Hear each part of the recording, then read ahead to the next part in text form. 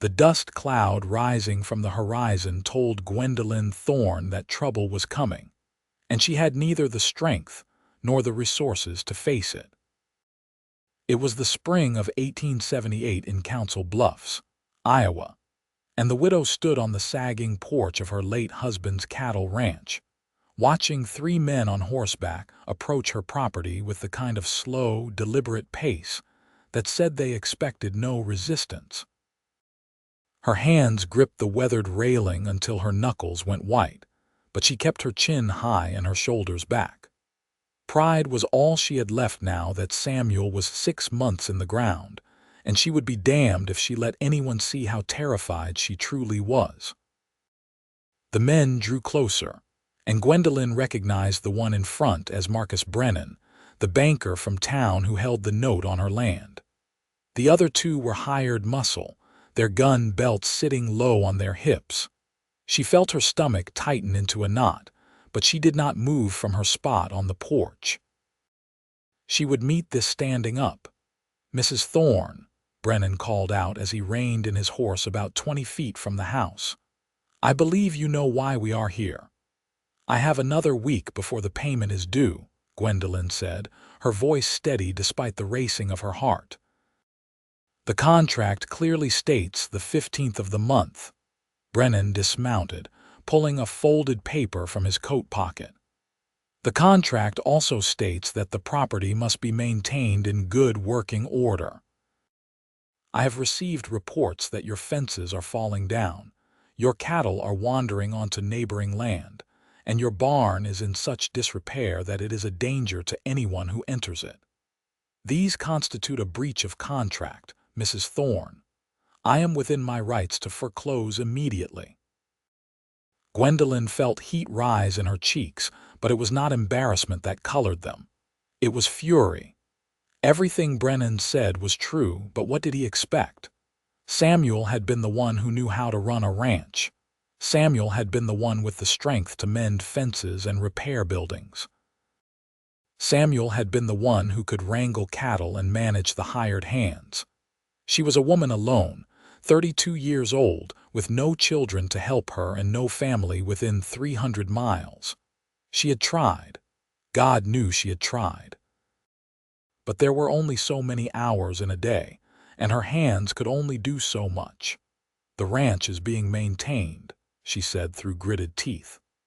"I have been working from sunrise to sunset every single day since my husband passed. If you had an ounce of decency, you would give me the time I am owed under the contract instead of trying to steal my land." "Steal?" Brennan's face hardened. "I am a businessman, Mrs. Thorne, not a charity.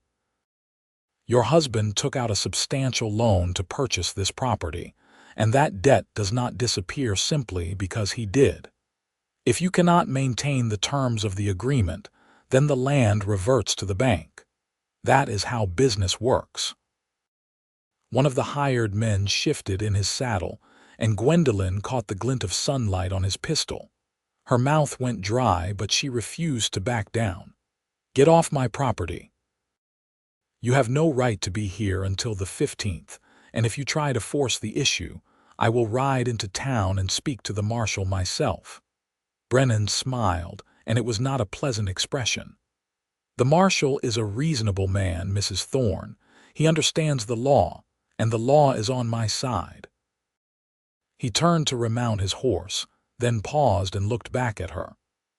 "I will return on the 16th. If you do not have the full payment in cash, you will vacate the premises immediately. I suggest you start packing." Gwendolyn watched them ride away, her heart pounding so hard she thought it might burst through her ribcage. She stood on that porch for a long time after they disappeared from view, staring out at the land that had cost Samuel his life. He had worked himself to death trying to make this ranch profitable, spending every waking hour in the saddle or swinging a hammer or hauling feed. And for what? So some banker could swoop in and take it all away from her the moment he was gone. She would not let that happen. She could not let that happen. But as she looked around at the work that needed to be done, she felt despair creep into her bones. The fence along the eastern pasture had 3 sections down. The barn door hung crooked on broken hinges. The well pump needed new seals. The cattle needed to be rounded up and branded. The list went on, an endless catalog of tasks that would take 10 men a month to complete, and she had 7 days to do it alone. That night, she sat at the kitchen table with a pencil and paper, trying to calculate how much money she had and how much she needed. The numbers did not add up no matter how many times she went over them. She had perhaps a third of what Brennan required, and no way to earn the rest in a week. She could sell the cattle, but she would get pennies on the dollar without time to take them to market properly. She could sell her wedding ring, but that would fetch maybe $20 at most. She could ask for help from the other ranchers in the area, but the thought of begging made her physically ill. Gwendolyn Thorne had been proud since the day she was born. Her mother used to say it would be her downfall, that pride was a sin and would lead her to ruin. But her mother had also been a woman who accepted every slight and injustice with a bowed head and a meek smile, and Gwendolyn had sworn she would never be like that. She would stand on her own 2 feet. She would not be broken by circumstance or cowed by men who thought women were weak. She would find a way. But as the days passed and the 15th grew closer, finding a way seemed more and more impossible. She worked until her hands bled, hammering boards and stretching wire and chasing down stray cattle. She barely slept, barely ate, pushing herself past the point of exhaustion because stopping meant admitting defeat. By the 4th day, she could hardly lift her arms above her head. By the 5th, she was stumbling more than walking. And still, the work was not done. Still, the ranch was falling apart around her. Still, she had no money for Brennan. That was when Quinton Everhart rode onto her property. Gwendolyn was trying to fix the barn door, wrestling with the heavy wooden frame and the bent hinge that refused to align properly. She had been at it for over an hour, and every muscle in her body screamed in protest. Sweat soaked through her dress despite the cool spring air, and her vision swam with fatigue. She did not hear the horse approaching until it was nearly upon her, and when she turned around, she found herself looking up at a man she had never seen before. He was tall, lean, and weathered in the way men who spent their lives outdoors became. His hat was pulled low against the sun, shadowing a face that looked to be somewhere in his mid-30s, with a strong jaw and eyes that were a startling shade of blue. He sat his horse like he had been born in the saddle, easy and relaxed, and when he tipped his hat to her, the gesture was respectful rather than mocking. "Afternoon, madam," he said, his voice a low rumble. "I am looking for work. Heard in town you might need a hand." Gwendolyn felt her back stiffen. She did not know this man, did not know who had sent him or what he wanted, and more importantly, she had no money to pay him. "You heard wrong," she said, turning back to the barn door. "I am managing fine on my own." "I can see that," the cowboy said, and there was no mockery in his tone, just a statement of fact. He dismounted, moving with an easy grace, and walked over to where she stood. "That hinge is bent. You will never get the door to hang right unless you straighten it first." "I know that," Gwendolyn snapped, frustration and exhaustion fraying her temper. "But I do not have a proper forge to heat the metal, so I am making do." The cowboy studied the hinge for a moment, then looked around the barn until his eyes settled on a pile of scrap metal in the corner. Without asking permission, he walked over and began sorting through it, finally pulling out a length of iron rod. "This will work," he said, more to himself than to her. "Do you have a sledgehammer?" "Why are you still here?" Gwendolyn demanded. "I told you I do not need help." "No, madam, you told me you did not have work," he corrected gently. "Those are 2 different things." He found the sledgehammer leaning against the barn wall and hefted it, testing its weight. "My name is Quinton Everhart. I am a ranch hand by trade, and I am between jobs at the moment. I will fix your barn door, and you do not have to pay me anything for it." "I do not accept charity," Gwendolyn said, her voice cold. Quinton looked at her then, really looked at her, and she felt pinned by those blue eyes. "It is not charity, Mrs. Thorne. It is just one person helping another. There is no shame in that. How do you know my name?" "I told you. I heard in town you might need help. The owner of the general store mentioned your situation when I stopped in for supplies." He set down the sledgehammer and removed his hat, wiping sweat from his brow. "I am sorry about your husband. Losing someone is never easy." Gwendolyn felt something crack inside her chest, but she shoved it down ruthlessly. She could not afford to fall apart now. She could not afford to show weakness. "I am managing," she repeated, but the words sounded hollow even to her own ears. Quinton put his hat back on and picked up the sledgehammer again. "I am sure you are, madam, but there is no harm in letting someone else carry a little of the load for an afternoon, is there?" Without waiting for an answer, he positioned the iron rod against the bent hinge and began hammering it back into shape with precise, powerful strikes.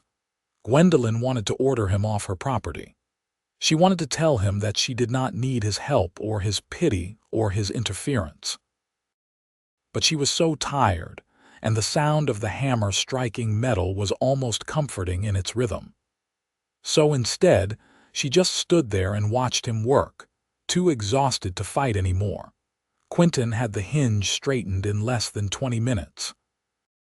He rehung the barn door, tested it to make sure it swung properly, then stepped back and nodded in satisfaction. "That should hold for a good long while," he said. "Might want to oil the hinges once a month to keep them from rusting, but otherwise, you are all set." "Thank you," Gwendolyn said quietly, the words feeling strange in her mouth. She was not used to thanking people for help she had not asked for. "You are welcome, madam." Quinton looked around the property, his gaze taking in the fallen fences and the wandering cattle and the general air of disrepair that hung over everything. "If you do not mind my saying so, it looks like you have got more work here than one person can handle alone. Are you sure you do not want to hire me on for a few days? I promise I am worth the wage." "I cannot afford to hire anyone," Gwendolyn said, and admitting it out loud felt like swallowing ground glass. "I can barely afford to keep myself fed." Quinton was quiet for a long moment. Then he said, "What if I worked for room and board, a place to sleep and 3 meals a day? That is all I need." "Why would you do that?" Gwendolyn asked suspiciously. "What do you get out of it? A roof over my head and food in my belly," Quinton said simply. "I have been sleeping rough for the past 2 weeks, and I will not lie, a real bed sounds mighty appealing right about now. And your cooking has got to be better than the hardtack I have been gnawing on." Gwendolyn studied him, trying to figure out what his angle was. Men did not just offer to work for free. There was always a catch, always some hidden price to be paid. But Quinton met her gaze steadily, his expression open and honest, and she found herself wanting to believe him. More than that, she found herself wanting to accept his offer, because the truth was that she did need help. She needed it desperately, and if she did not get it, she was going to lose everything. "The spare room is not much," she said finally, hating how small her voice sounded. "Just a bed and a washstand, and I do not cook fancy meals." "I am not a fancy man," Quinton said, and his smile was warm and genuine. "I will take care of your horses and then get started on those fences. You should go inside and rest for a bit. You look like you are about to fall over." Gwendolyn wanted to argue, but she was swaying on her feet and her vision kept blurring at the edges. So she just nodded and trudged back to the house, every step an effort. When she reached her bedroom, She collapsed onto the bed fully clothed and was asleep before her head hit the pillow. When she woke, the sun was low in the sky, painting everything in shades of orange and gold. She lurched upright, panic flooding through her. She had slept for hours. Who knew what that cowboy had been doing while she was unconscious? He could have stolen anything, could have done anything. She rushed to the window and looked out, and what she saw made her freeze. Quinton was out in the eastern pasture, working on the fallen fence sections. He had already repaired one and was halfway through the second, his movements efficient and practiced. As she watched, he set a new post, tamping down the earth around it with steady strikes, then began stringing fresh wire. He worked like a man who knew what he was doing, like a man who had been born to this kind of labor. And he worked alone, without complaint, without stopping, just steady progress from one task to the next. Gwendolyn felt something twist in her chest, an emotion she could not quite name. Gratitude, maybe, or relief. Or maybe something deeper, something that scared her because she had no right to feel it. This man was a stranger. She knew nothing about him except his name and his skill with a hammer. She should not trust him. She should not rely on him. And she definitely should not be standing at her window watching the way his muscles moved under his shirt as he worked. She turned away from the window, her cheeks burning, and went downstairs to start supper. She had precious little to work with, just some salt pork, beans, and day-old bread, but she did the best she could. When the food was ready, she stepped out onto the porch and rang the old dinner bell that Samuel used to call the hands in from the fields. Quinton appeared a few minutes later, wiping his hands on his pants. He had his hat in his hand and his hair was damp with sweat, but he was smiling. "Something smells good," he said as he climbed the porch steps. "It is nothing special," Gwendolyn said, leading him inside. "Just what I had on hand." They sat down at the kitchen table, and for a few minutes, the only sound was the clink of forks against plates. Gwendolyn found herself acutely aware of his presence, of the way he filled the space across from her, of the quiet strength that seemed to radiate from him. She was not used to having anyone else in the house. It had been just her for months now, and having someone else at the table felt strange and intimate and a little bit wonderful. "This is good," Quinton said after a while. "Thank you." "It is just beans and pork," Gwendolyn said, but she felt pleased despite herself. "After 2 weeks of hardtack, it is a feast." He took another bite, then said, "I got 2 of the fence sections repaired. I will finish the 3rd tomorrow morning. After that, I can start on the well pump. I noticed it is leaking pretty badly." "You do not have to do all that," Gwendolyn said, but the protest was weak. "I know I do not have to," Quinton said, "but I want to, and you need the help whether you are willing to admit it or not." He met her eyes across the table. "There is no shame in needing help, Mrs. Thorne. We all need help sometimes." Gwendolyn felt her throat tighten. She looked down at her plate, blinking hard against the sudden burning in her eyes. "I have a payment due to the bank in 3 days," she said quietly. "Even with your help fixing up the ranch, I do not have the money. He is going to take everything." Quinton was silent for a moment, then he said, "How much do you need?" $300, Gwendolyn said, and the number felt like a boulder sitting on her chest. "I have 87. I have been selling off everything I can spare, but it is not enough. It will never be enough." "What about the cattle? How many head do you have?" "About 40, maybe 45. I have not done a proper count recently." Gwendolyn wiped at her eyes with the back of her hand. "But even if I sold them all, I would not have time to get them to market and get a fair price before the deadline." Quinton drummed his fingers on the table, his brow furrowed in thought. "What if we drove them to Omaha? It is only about 10 miles from here, and there is a stockyard that does daily auctions. If we left at dawn tomorrow, we could have them there by mid-afternoon, get them sold, and be back before dark." "Oui," Gwendolyn repeated. No, I cannot ask you to do that. You have already done too much. You are not asking, Quinton pointed out. I am offering. And anyway, driving 40 head 10 miles is not exactly a monumental task. We can do it easy. Why are you doing this? Gwendolyn demanded, frustration bleeding into her voice.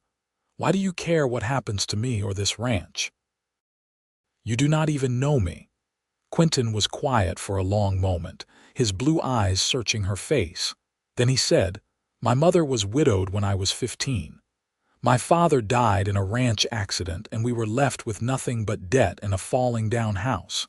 The neighbors could have helped. They should have helped, but they did not, because my mother was too proud to ask and they were too wrapped up in their own lives to offer. We lost everything. The house, the land, all of it. My mother ended up working as a laundress just to keep us fed, and it broke something in her.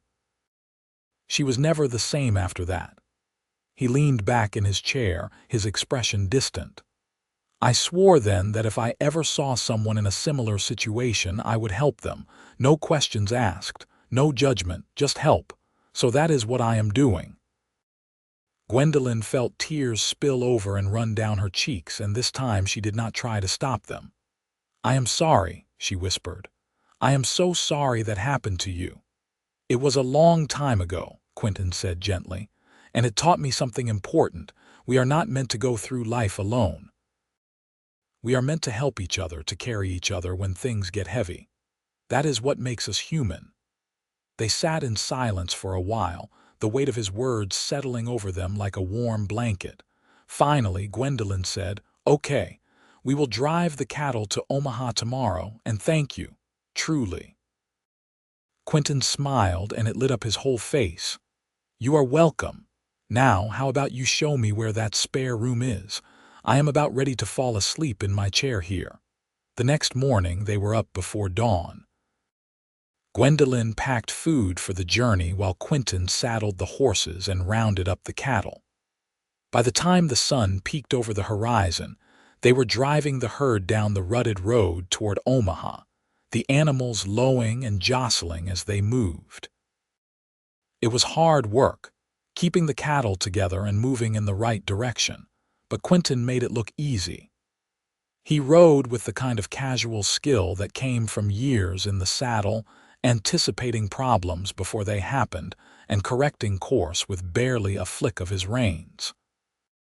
Gwendolyn found herself watching him more than she watched the cattle, fascinated by the way he seemed to communicate with his horse through nothing more than shifts in his weight and gentle pressure from his knees. You are good at this, she called out to him during a rare moment of calm. I have been doing it since I was old enough to sit a horse, Quinton called back. My father used to say I was born with leather in my blood. Where are you from originally? Gwendolyn asked, genuinely curious. Texas, Quinton said. Grew up on a ranch outside of San Antonio. After my father died and we lost everything, my mother and I moved north looking for work.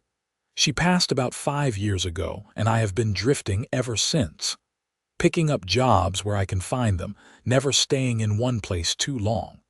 Does it ever get lonely? The question was out before Gwendolyn could stop it, too personal and too revealing. Quinton looked at her, and something in his expression made her breath catch. Sometimes, he admitted, but I think lonely is better than trapped. At least when you are lonely, you still have your freedom. Gwendolyn thought about her own life, about the years she had spent with Samuel on the ranch. Had she been trapped? She did not think so. Samuel had been a good man, steady and reliable if not particularly passionate. They had cared for each other in a comfortable, familiar way. But there had never been fire between them, never the kind of intensity that made her heart race or her breath come short. Their marriage had been a partnership, practical and sensible, and she had been content with that. Or at least, she had thought she was content. Now, looking at the cowboy riding beside her, she found herself wondering what it would be like to feel something more.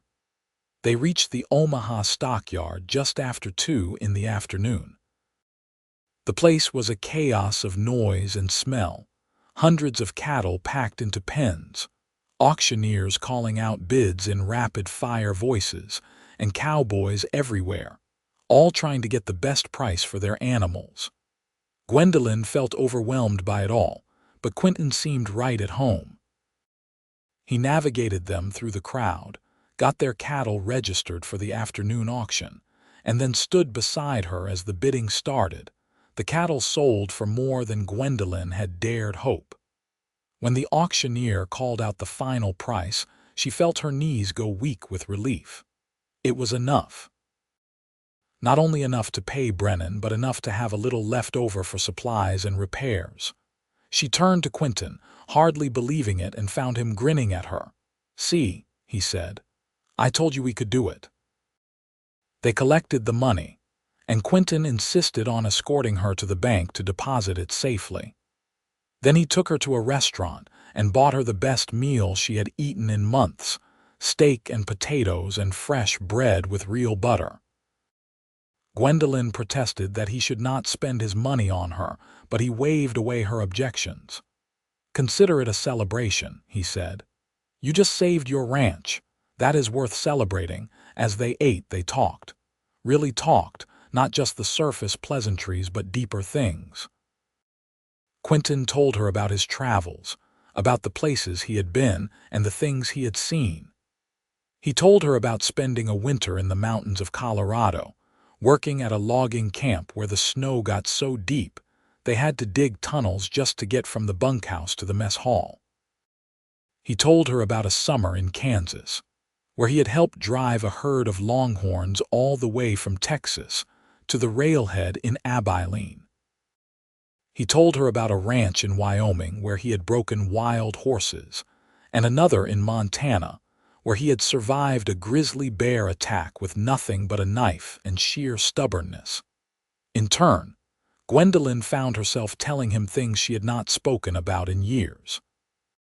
She told him about growing up in St. Louis, the daughter of a schoolteacher and a seamstress. She told him about meeting Samuel at a church social and how he had courted her with awkward earnestness, bringing her wildflowers and poems he had copied from books. She told him about their wedding, a small affair with only a handful of guests, and about the journey west to Iowa, riding in a wagon full of their few possessions and all their hopes for the future.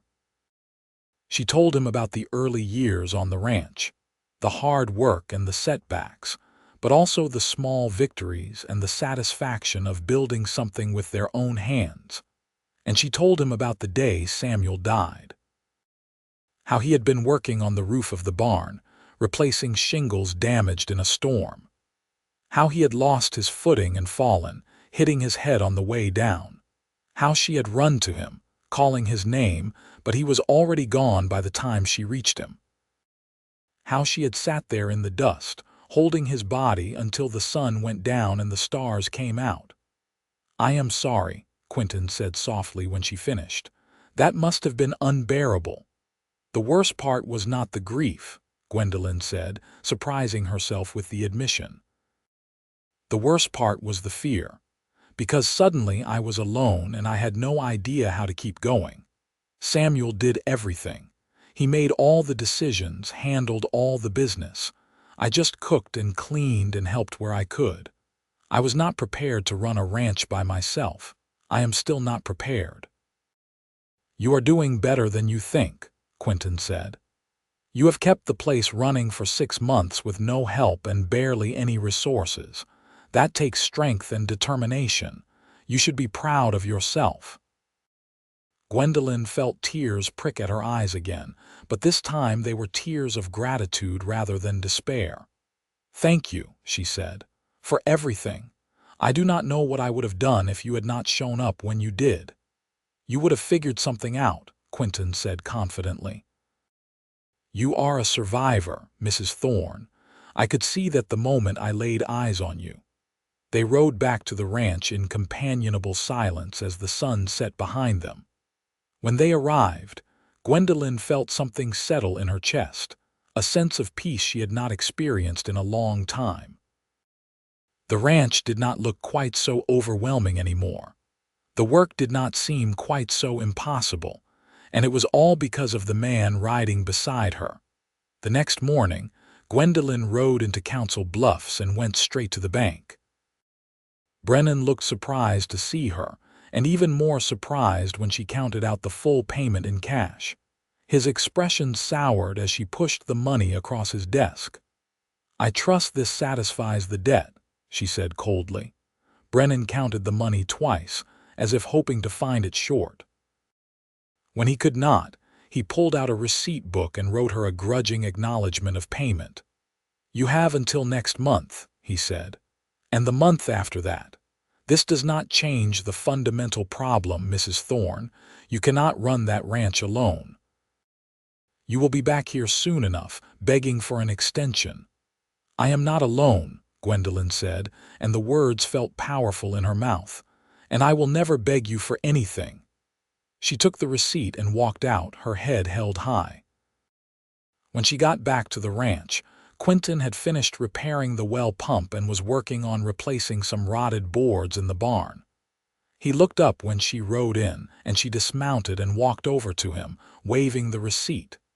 "It is done," she said. "The debt is paid." Quinton broke into a wide smile. "That is wonderful news." Then his smile faded slightly. "But he was right about one thing. You cannot run this place alone, not long term. You are going to need help." "I know," Gwendolyn said. She took a deep breath, gathering her courage. "Which is why I wanted to ask if you would consider staying on permanently. I cannot pay you much, not yet, but I can offer room and board and a percentage of the profits once the ranch is back on solid footing." "It is not much, but yes," Quinton interrupted. "I will stay." Gwendolyn blinked in surprise. "You will, just like that, just like that." Quinton set down his hammer and stepped closer to her. "I like it here, Mrs. Thorne. I like the work, I like the land, and I like the company. I have been drifting for too long. Maybe it is time to put down some roots." Gwendolyn felt her heart skip a beat. There was something in the way he was looking at her, something warm and intent, that made her suddenly very aware of how close they were standing. "You can call me Gwendolyn," she said softly. "If we are going to be working together, we should probably use first names." "Gwendolyn," Quinton repeated, and the way he said it sent a shiver down her spine. "That is a beautiful name." "Thank you," she managed, her mouth suddenly dry. They stood there for a moment, the air between them charged with something Gwendolyn could not quite name. Then Quinton cleared his throat and stepped back, picking up his hammer again. "I should get back to work," he said, his voice a little rougher than before. "These boards are not going to replace themselves." Gwendolyn nodded and retreated to the house, her heart pounding. What had just happened? And more importantly, what did it mean? Over the next few weeks, they fell into a rhythm. Quinton worked on repairing the ranch from dawn until dusk, tackling each problem with the same steady competence he brought to everything. Gwendolyn handled the cooking and the household tasks, but she also found herself working alongside him more and more, learning skills she had never needed before. He taught her how to mend a fence properly, how to replace a broken hinge, how to doctor a sick cow. He taught her patiently and without condescension, treating her like a partner rather than a burden, and slowly, almost without realizing it, Gwendolyn began to fall in love with him. It was not like anything she had felt before. With Samuel, affection had grown gradually over time, a comfortable warmth that came from shared experiences and mutual respect. With Quinton, it was different. It was the catch in her breath when she saw him first thing in the morning, hair still tousled from sleep. It was the flutter in her stomach when their hands accidentally touched while passing tools. It was the way her whole body seemed to come alive when he smiled at her. It was terrifying and exhilarating and utterly consuming. She tried to hide it. She told herself it was inappropriate, that she was a widow and should still be in mourning, that she barely knew this man and had no right to feel this way about him. But the heart did not listen to logic, and with every passing day, her feelings grew stronger. Quinton seemed to be wrestling with something too. She would catch him watching her sometimes, his expression unguarded and full of longing. But then he would look away, his jaw tight, and throw himself back into his work with renewed intensity. They danced around each other like that for weeks, both of them feeling something but neither willing to be the first to speak of it. The breakthrough came on a warm evening in early June. They had spent the day rounding up cattle that had wandered into the hills, and by the time they got back to the ranch, they were both exhausted and filthy. Gwendolyn started to make dinner, but Quinton stopped her. "Why do not we skip cooking tonight?" he suggested. "There is a dance in town. We could go, have some fun, eat food someone else cooked for a change." Gwendolyn hesitated. She had not been to a dance since before Samuel died. It felt wrong somehow, frivolous and inappropriate. But Quinton was looking at her with such hope in his eyes, and she found herself nodding before she could think better of it. "All right," she said. "Let me change into something clean." The dance was being held in the town hall, a large wooden building that doubled as a meeting place and social center for Council Bluffs. By the time they arrived, it was already crowded, full of families and couples and groups of young people laughing and talking. A fiddle player and a guitarist provided music, and the dance floor was packed with people spinning and twirling. Gwendolyn felt self-conscious at first. People stared at her, whispering behind their hands. She knew what they were saying. That it was scandalous for a widow to be out dancing so soon after her husband's death. That she should be home in mourning, not gallivanting around with some drifter cowboy. The judgmental looks made her want to turn around and leave, but Quinton seemed oblivious to the gossip. He led her to the dance floor with quiet confidence, placing one hand on her waist and taking her other hand in his. "I should warn you," he said with a crooked grin, "I am not much of a dancer." "Neither am I," Gwendolyn admitted. "Then we will be terrible together," Quinton said, and spun her into the music. He was right. They were terrible. They stepped on each other's feet, lost the rhythm, and nearly collided with several other couples. But they were laughing, really laughing, and Gwendolyn could not remember the last time she had felt so light. The judgmental stares faded away.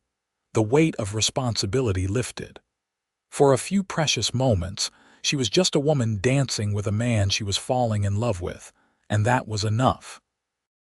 When the song ended, they were both breathless and grinning. Quinton did not let go of her hand. "Come outside with me," he said. "I want to show you something." He led her out the back door of the hall, away from the crowd and the noise. The night air was cool and fresh, and above them the sky was a blanket of stars. Quinton took her to a small bench under a big oak tree, and they sat down, still holding hands. "Gwendolyn," he said, and his voice was serious now, "I need to tell you something." Her heart started to pound. "What is it?" "I did not come to your ranch by accident," Quinton said. "I mean, I did hear about you in town, but it was not just random chance. I had been asking around looking for work, and someone mentioned a widow rancher who was in trouble. And I do not know why, but something about it called to me. I had to come, I had to help." He turned to look at her, and in the moonlight his eyes were intense. "And now that I am here, I do not want to leave. Not ever, Quinton," Gwendolyn whispered, her voice shaking. "I know it is too soon," he continued. "I know you are still mourning your husband, and I am not trying to replace him or push you into anything you are not ready for. But I had to tell you, because every day I spend with you, I fall a little more in love with you. And it has gotten to the point where I cannot keep it inside anymore." Gwendolyn felt tears streaming down her face. "I thought I was the only one feeling this way," she said. "I thought I was crazy or disrespectful to Samuel's memory, or both." "You are not crazy," Quinton said fiercely. And you are not being disrespectful. Love is not a finite resource, Gwendolyn. You can honor what you had with your husband and still open your heart to something new. The two things are not mutually exclusive. I know that in my head, Gwendolyn said, but my heart has been so scared. Scared of what people will think, scared of being hurt again, scared of letting myself be vulnerable. I am scared too, Quinton admitted. I have spent 5 years keeping everyone at arm's length, never letting anyone get close, but with you I do not want to keep my distance. I want to be close. I want to build something real and lasting. Gwendolyn reached up and touched his face, her fingers tracing the line of his jaw. I am falling in love with you too, she said. I think I started falling the day you showed up and fixed my barn door without asking for anything in return. And every day since then, it has just gotten stronger. Quinton turned his head and kissed her palm, and the gesture was so tender that Gwendolyn felt her heart might burst. Then he leaned in slowly, giving her time to pull away if she wanted. She did not want to. She met him halfway, and when their lips touched, it was like coming home. The kiss was sweet and gentle at first, tentative, as if they were both afraid of breaking something fragile. But then Quinton deepened it, his hand coming up to cup the back of her head, and Gwendolyn felt herself melting into him. This was nothing like kissing Samuel. This was fire and lightning and the feeling of falling through space. This was everything she had never known she was missing. When they finally pulled apart, they were both breathing hard. Quinton rested his forehead against hers, his eyes closed. I have never felt like this before, he said softly. Never in my whole life. Neither have I, Gwendolyn whispered back. They sat there under the oak tree for a long time, holding each other, listening to the faint sound of music drifting from the dance hall. Eventually, they went back inside, but everything felt different now. The world was brighter, more alive. The judgmental stares did not matter anymore. Nothing mattered except the man beside her and the future they were going to build together. Over the next few months, the ranch transformed. With Quinton's help, Gwendolyn not only caught up on the repairs but started making improvements. They built a new chicken coop, expanded the vegetable garden, and put up a small bunkhouse in case they ever needed to hire additional hands.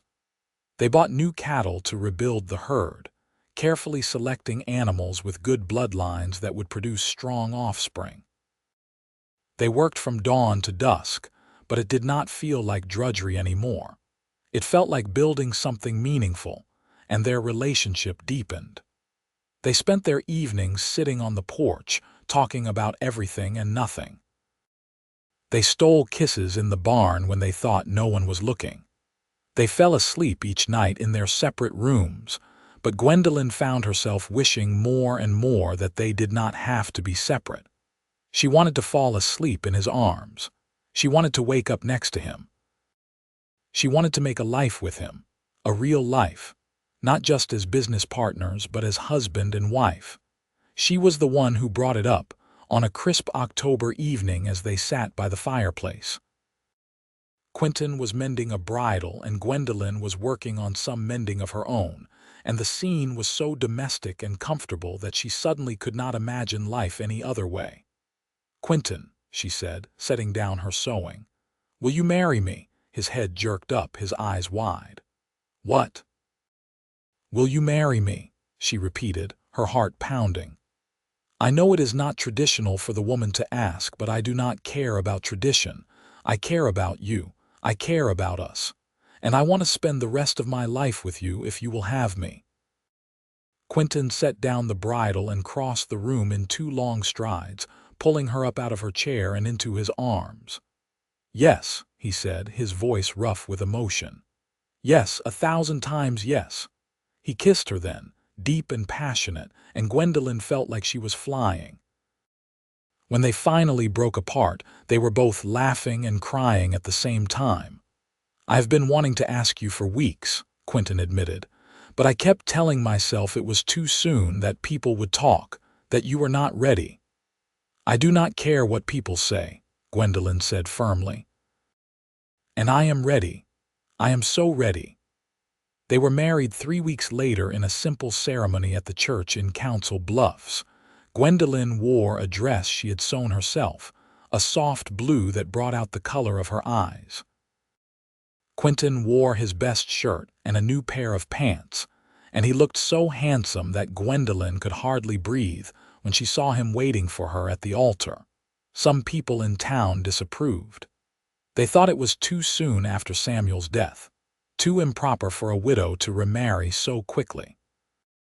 But there were others who saw the truth, who saw the way Quinton looked at Gwendolyn like she was his whole world, who saw the way Gwendolyn's face lit up whenever he walked into a room, who saw two people who had found each other against all odds and decided to build a life together. Those people came to the wedding and celebrated with genuine joy. The owner of the general store, a kind older woman named Mrs. Patterson, was particularly supportive. She had been the one who told Quinton about Gwendolyn's situation in the first place, and she took credit for their entire romance.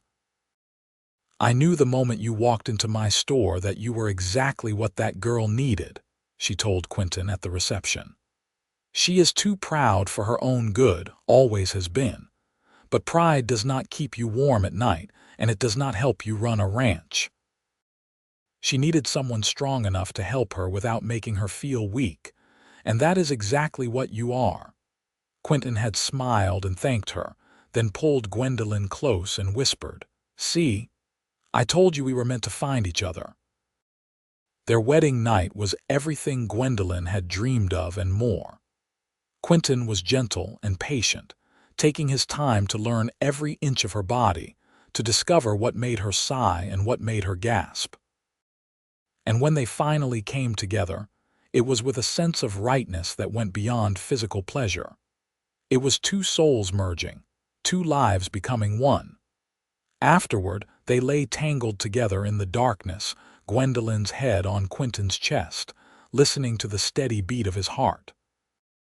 "I love you," she said softly. "I do not think I ever really understood what that meant until now." "I love you too," Quinton replied, his fingers tracing lazy patterns on her back.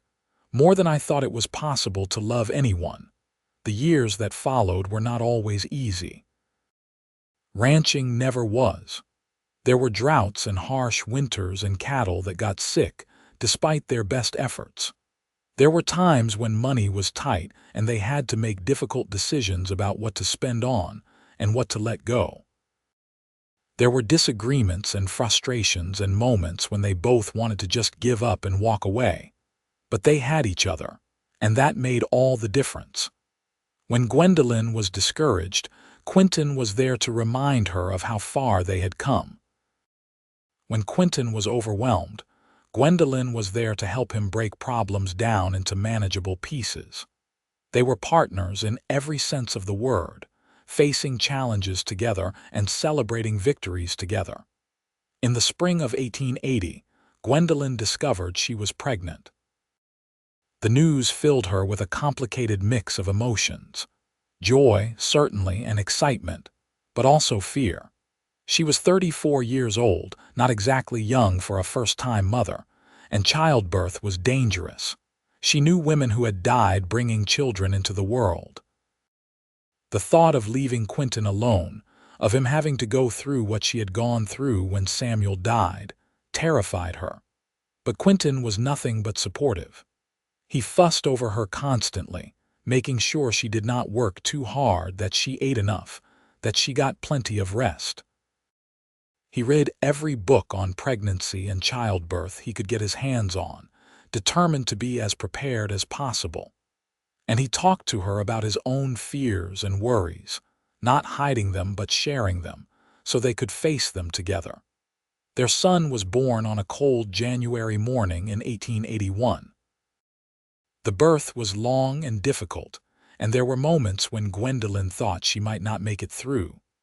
But Quinton was there the whole time, holding her hand, wiping her forehead, whispering encouragement and love. And when the baby finally arrived, red-faced and screaming. Gwendolyn felt a rush of love so powerful it brought fresh tears to her eyes. They named him Samuel, after Gwendolyn's first husband. Quinton had suggested it himself, saying that it was important to honor the past even as they built the future. Gwendolyn had been moved to tears by the gesture, by his generosity, and his understanding of how complicated her feelings were. Little Samuel was a healthy, happy baby who grew quickly. He had Gwendolyn's dark hair and Quinton's blue eyes, and he was curious about everything. As soon as he could walk, he was toddling around the ranch, getting into everything, trying to help with chores that were far too big for his small hands. Quinton doted on him, teaching him to ride almost before he could talk, taking him everywhere on the ranch and explaining how everything worked. In 1883, Gwendolyn gave birth to their second child, a daughter they named Clara. She was smaller and quieter than Samuel had been, with Quinton's fair hair and Gwendolyn's green eyes. Where Samuel was all energy and action, Clara was contemplative and thoughtful, content to sit and watch the world around her for hours. The ranch continued to grow and prosper. They had built a reputation for quality cattle and fair dealing, and buyers came from all over Iowa and Nebraska to purchase their stock. They hired 2 permanent hands to help with the work, good men who were loyal and hardworking. They expanded their land holdings, purchasing an adjoining property when it came up for sale. They built a new house, bigger and more comfortable than the original, with enough room for their growing family and for guests. But despite their success, they never forgot where they had come from. They never forgot the desperation Gwendolyn had felt when she thought she was going to lose everything. And they made it a point to help others in similar situations. When they heard of a widow or a struggling family who needed help, they were quick to offer it. Sometimes it was money, sometimes it was labor, sometimes it was just advice and encouragement. But they always helped because they remembered what it was like to need help and to be too proud to ask for it. Marcus Brennan, the banker who had tried to foreclose on Gwendolyn's ranch, eventually went out of business. Rumors swirled about shady dealings and mismanaged funds. The bank was taken over by a larger institution out of Omaha, and Brennan left town in disgrace. Gwendolyn felt a certain satisfaction when she heard the news, but it was tempered by compassion. She knew what it was like to lose everything, and she would not wish that on anyone, not even someone who had treated her cruelly. The children grew. Samuel became a skilled rider and cattleman, with a natural gift for working with animals. Clara surprised everyone by developing a head for figures and business, taking over the ranch's bookkeeping when she was only 12, and doing it better than either of her parents ever had. In 1891, Gwendolyn gave birth to one more child, a son they named Quinton Jr., who everyone called Quinn. He was a wild, adventurous child, always getting into scrapes and coming home covered in mud and grinning from ear to ear. The years passed in a blur of work and love and family. There were weddings and births and funerals. Friends came and went. The world changed around them, but the ranch endured, and so did Gwendolyn and Quinton's love for each other. On a warm summer evening in 1898, Gwendolyn sat on the porch of their house, watching the sun set over the land that had almost been taken from her 20 years earlier. She was 52 years old now, her dark hair streaked with gray, her face lined from years of sun and wind. But she was happy. Truly, deeply happy. Quinton came out of the house and sat down beside her, handing her a cup of coffee. He was 57, his hair more silver than gold now, his face weathered and wise. But his blue eyes were still bright, and when he looked at her, they held the same love and devotion they had held the day they married. "Samuel got a letter today," Quinton said. "He has been offered a job managing a ranch down in Texas. Big operation, thousands of acres. It is a good opportunity for him. Texas, Gwendolyn said softly. That is so far away. I know, but he is 28 years old. It is time for him to make his own way. Quinton took her hand, lacing their fingers together. We raised him right. He will be fine. I know he will. I just miss him already. She leaned her head on Quinton's shoulder. Where has the time gone? It feels like just yesterday that I was standing on this porch, terrified and alone, watching Brennan ride up with his threats. A lot has changed since then, Quinton said. He kissed the top of her head. But some things have not. I am still here, you are still here, and we are still fighting side by side just like we always have. I could not have done any of this without you, Gwendolyn said. You saved me, Quinton. In every way a person can be saved. No, Quinton said gently. You saved yourself. I just helped a little along the way. You were always strong enough to survive, Gwendolyn. You just needed someone to remind you of that. They sat together as the stars came out, holding hands and watching the night settle over their land. Inside the house, they could hear Clara playing the piano, a soft melody that drifted through the open windows.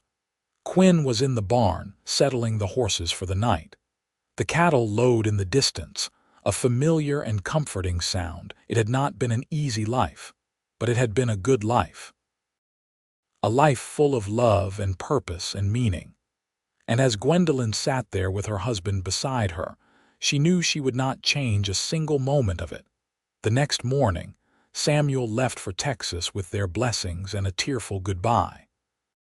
Clara announced that she wanted to go to business school in Omaha, which surprised no one who knew her. Quinn, at only 7 years old, declared that he was going to be a cowboy just like his father, which made Quinton beam with pride. Life continued to unfold. Clara graduated from business school at the top of her class and came back to Council Bluffs to open her own accounting firm. She married a kind, steady man who worked as a lawyer, and they had 3 children who visited the ranch every Sunday.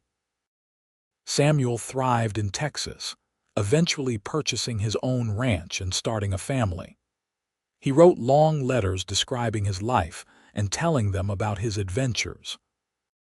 Quinn grew up wild and free on the ranch, learning everything his father could teach him, and eventually became a rodeo rider, traveling the circuit and winning championships.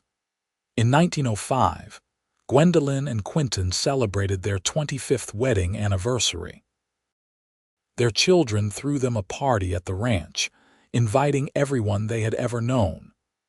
The house was packed with people, generations of families who had been touched by the couple's generosity and kindness. There was food and music and laughter, and as Gwendolyn looked around at all the faces, all the lives they had been a part of, she felt overwhelmed with gratitude. Quinton found her standing alone by the window, watching the celebration. He came up behind her and wrapped his arms around her waist, pulling her back against his chest. "What are you thinking about?" he murmured in her ear. "Everything," Gwendolyn said. "How lucky I am, how different my life could have been if you had not shown up that day. How close I came to losing all of this." "But you did not lose it," Quinton reminded her. "You fought for it. We fought for it. Together."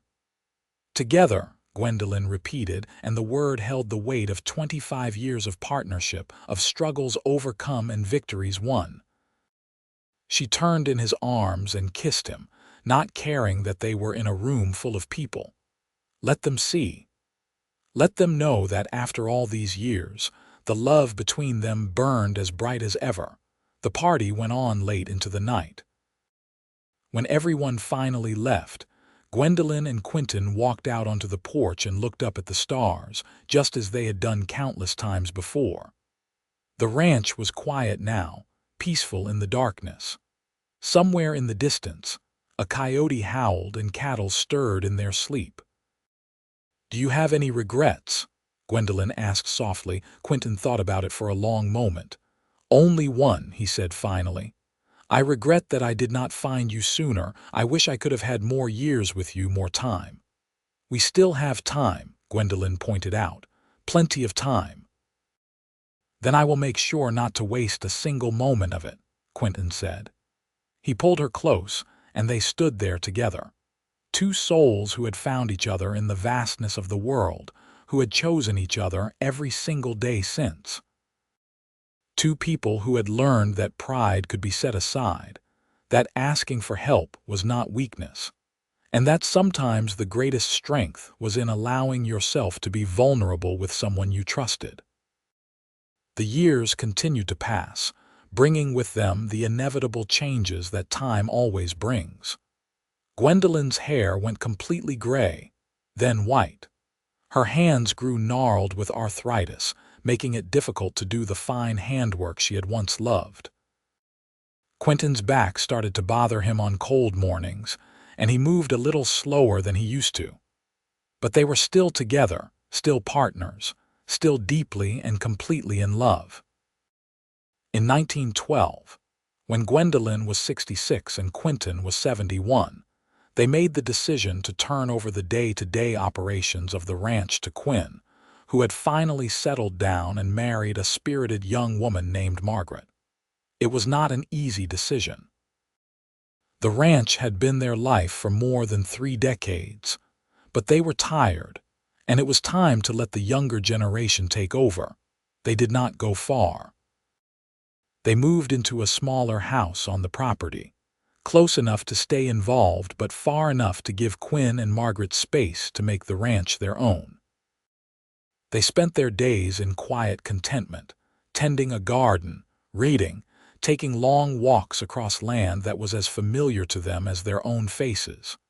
They watched their grandchildren grow, delighting in each new accomplishment and milestone. On a spring morning in 1917, Quinton did not wake up. He died peacefully in his sleep, his hand still holding Gwendolyn's, his face relaxed and content. He was 76 years old. Gwendolyn sat beside him for a long time, holding his hand, memorizing every line and plane of his face. She did not cry. She would cry later, buckets and rivers of tears. But in that moment, she just felt grateful. Grateful for 39 years with this man. Grateful for every moment they had shared. Grateful that his last sight on this earth had been her face. They buried him on a hill overlooking the ranch, under a spreading oak tree that provided shade in the summer and shelter in the winter. The entire town came to the funeral, along with people from all over Iowa and beyond. Samuel came from Texas, gray-haired now himself, with his wife and children. Clara came with her family. Quinn stood with his arm around Margaret, both of them crying openly. Friends and neighbors came, some of whom Gwendolyn had not seen in years, all of them wanting to pay their respects to a man who had touched their lives in ways both big and small. After the funeral, after everyone had gone home, Gwendolyn sat alone by Quinton's grave.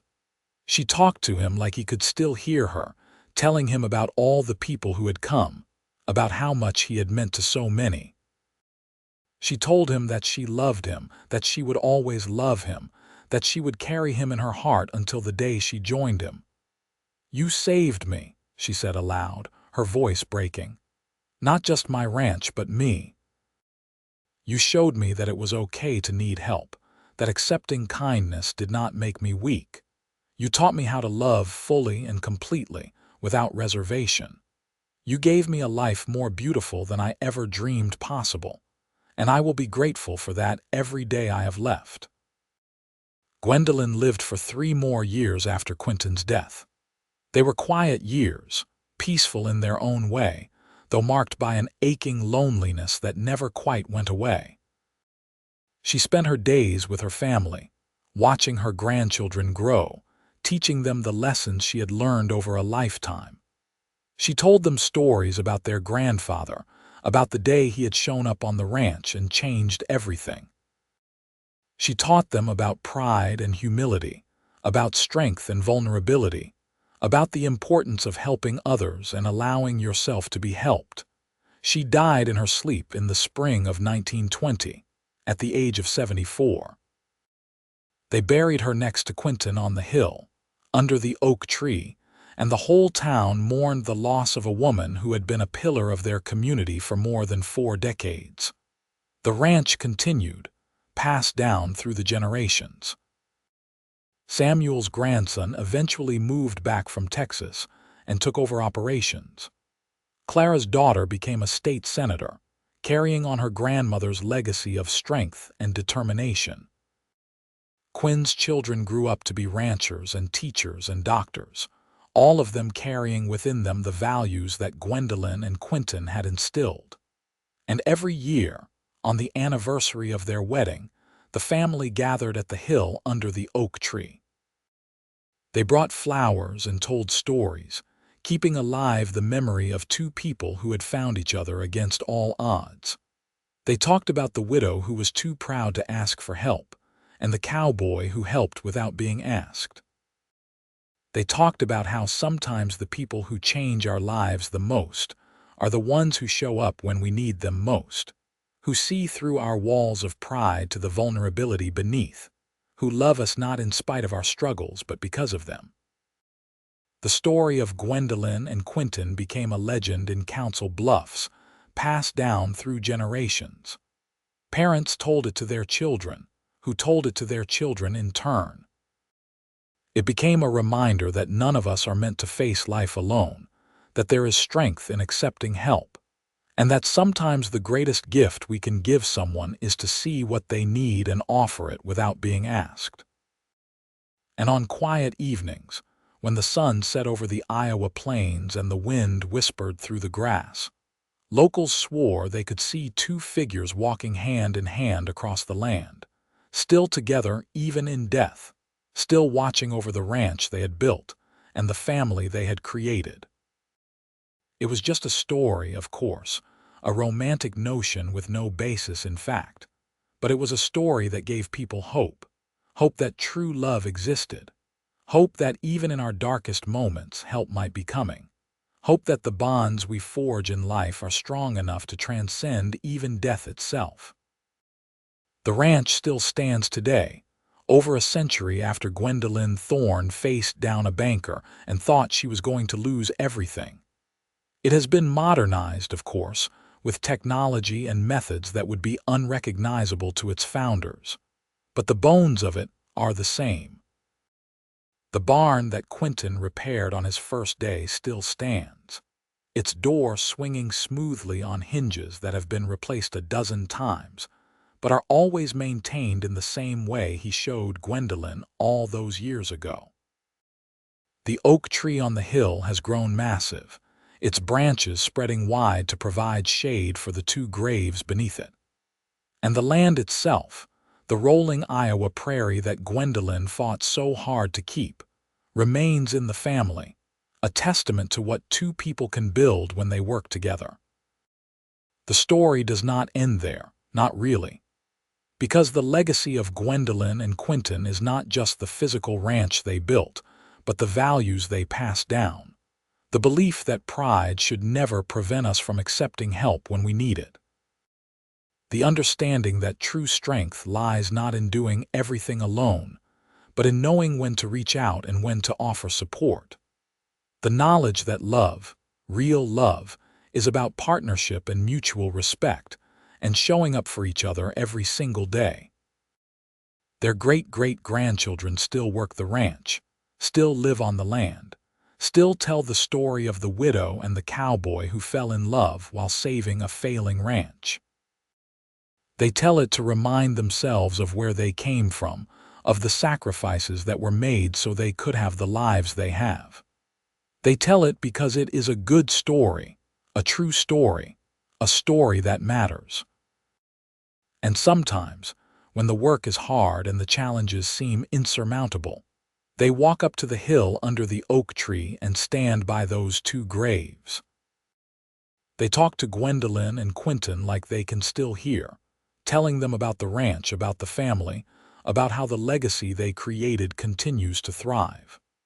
They ask for guidance and strength, and somehow, standing there in that peaceful place, they always seem to find it.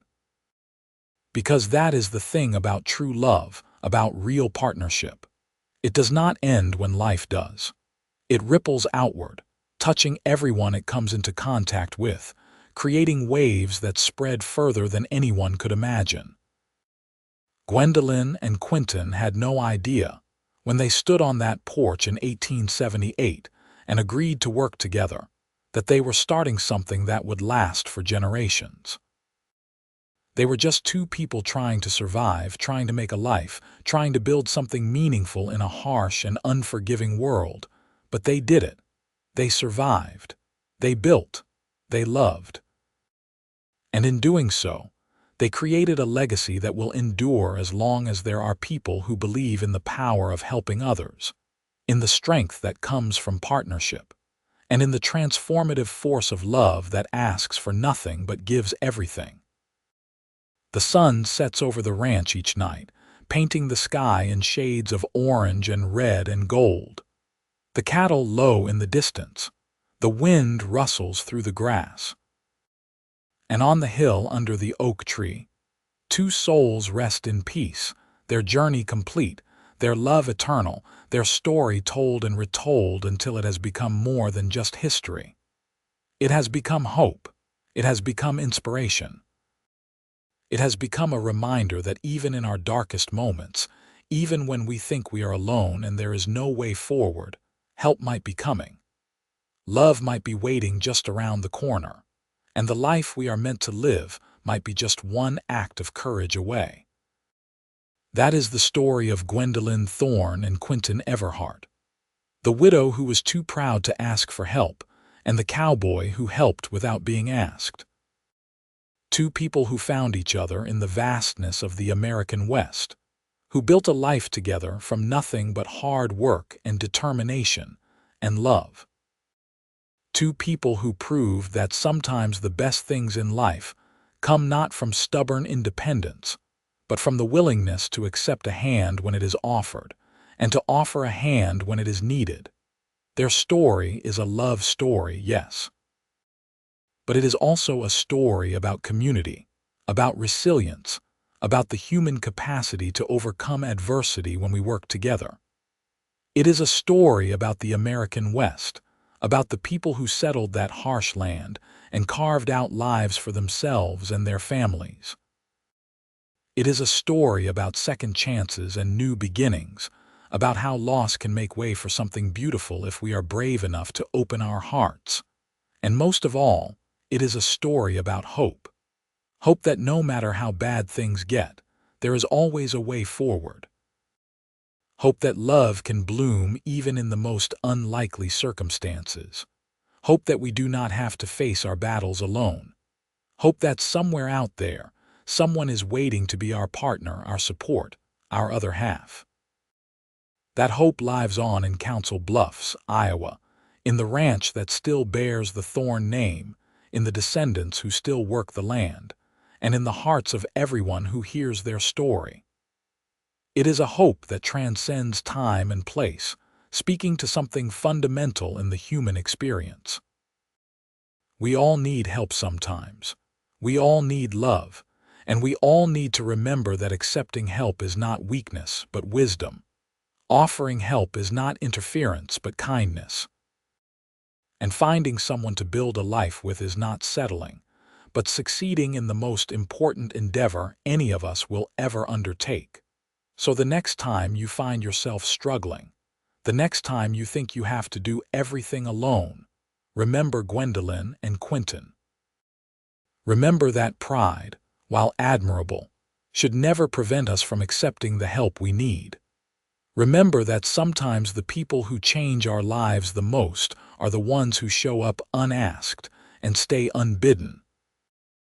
Remember that love often comes when we least expect it, and that the best partnerships are built not on grand gestures, but on showing up every day and doing the work side by side.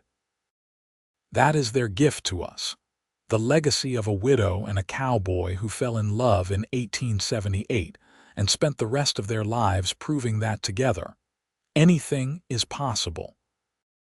Their story reminds us that the human spirit is resilient, that love conquers all, and that sometimes the greatest adventures begin with a simple act of kindness from a stranger who becomes so much more.